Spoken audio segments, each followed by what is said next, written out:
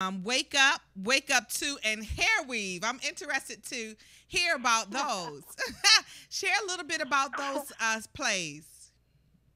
Well, actually, I started as an actress. So I was traveling around the country performing in off Broadway gospel musicals myself. And Wow. after I left the road, and I had always desired to write, and my family side, they think I came out of the room of producer because I was always singing and writing stuff Uh huh. when I was a little girl. So I was raised by my grandparents, so I was the only child, so I had to entertain myself. Right. Yeah. So, so I did a lot of acting, a lot of making a lot of noise all by myself. So, Mhm.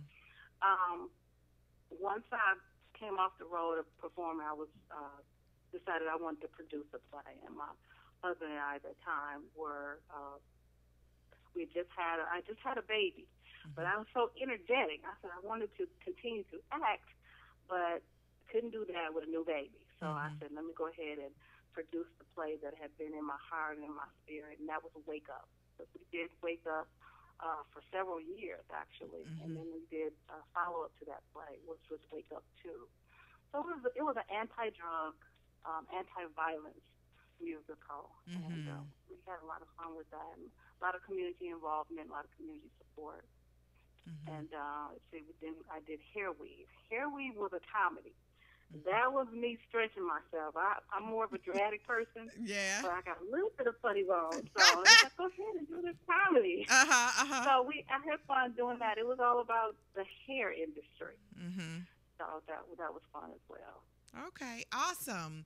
So now we have to talk about this book. Now, I'm sorry I did not get the book in time for our interview so that I could read it prior to, but just the Okay. title of it and the book cover itself, is just provocative. I would say provocative. And so I want to talk a little bit about the book. You did send me a little blurb about it. So let me just share. And we have the book cover. So if we could put that up. It's the novel, The Baptist Junkie, is a drama. It's a story of redemption for young Brenda, who went from the church to the streets, and how the Lord's hands were always on her. She just didn't believe it until she learned forgiveness. This Christian fiction story will keep you on the edge of your seat until the last page. Wow. I mean, just the cover alone is provocative. So talk a little bit about the book.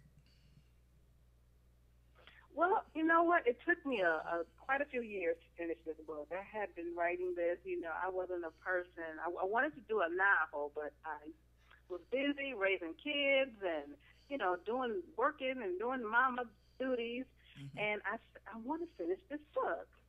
So finally, a couple years ago, I decided, it's time to, kids are grown, kids going to college. Let me get on to this book. Mm-hmm.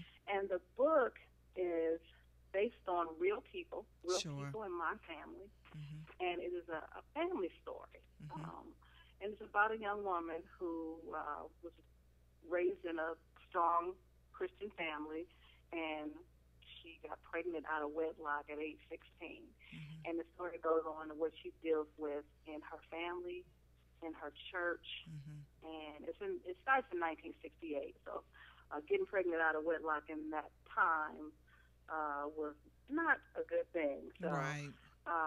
she dealt with a lot of issues, a lot of personal issues. She dealt with self-esteem issues, and at that time, uh, her father told her that she was ruined because she had gotten pregnant out of wedlock and she wasn't married. So she kind of took that to heart. And so often we take words people say Mm-hmm. to us to heart, especially being a young woman and having some insecurities. And because of that, it caused her to withdraw and it caused her to go out into the world Mm-hmm. seeking love in all the wrong places. Mm-hmm. So that's the story is her journey. But she always believed in God from where she came from. But Mm-hmm. she went through some things before she made it and made to understand that God was with her. Wow. And so what was the reaction to this novel when you first published it? Oh, wow.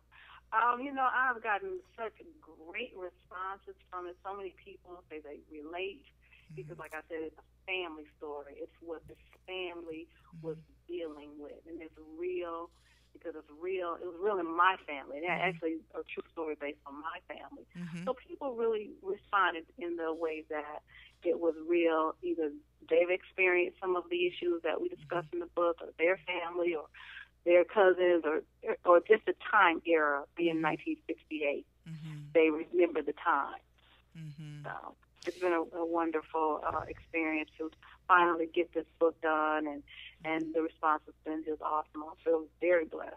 Yeah, that's awesome. Every time I looked at the cover of it, because you gave me one of the promo cards, just the book cover, I'm like, wow, this thing is so provocative, because just wordplay, the Baptist junkie. It's like, okay, I want to open this book and I want to find out what this is all about. And so I can't wait to get my copy to read it and just